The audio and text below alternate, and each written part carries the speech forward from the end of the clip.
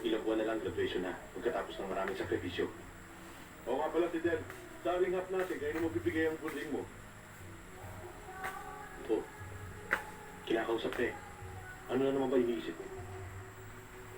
Hindi na ako makakatagal dito, Lito. Baka hindi ko naabuti ng graduation. Ano sinabi mo? Konting panahon na lang, ayaw pa mapagtsagaan.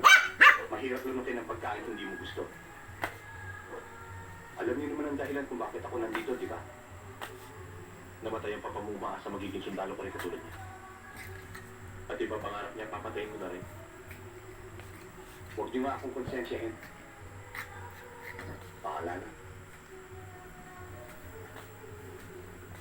The reason why I summoned you to my office is because I know that you are the closest friend of Cadet Alves.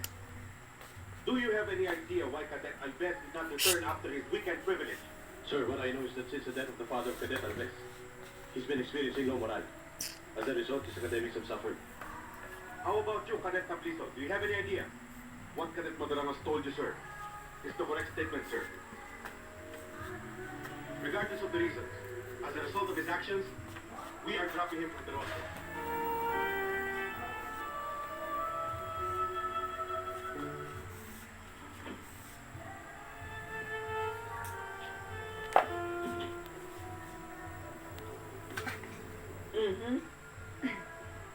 Si Lito na naman ang sinusulatan mo, no?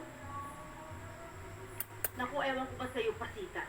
Sa dinami-dami naman ang naliligaw sa'yo, sundalo pang nagustuhan mo. Nay, hindi ko sundalo si Lito. Kadete pa lang po. Eh ano pa ba naman ang kauuwian nun kung hindi sundalo? Alam mo ba yung mga sundalo? Kahit saan madistino yan, may asawa. Katulad na lang yung kumari ko. Nung mamatay yung asawa niyang sundalo sa impyerno, apat na byuda ang umiiyak sa libing. Nay, hindi naman po siguro. Hindi naman lahat ng lalaki pare-pareho eh.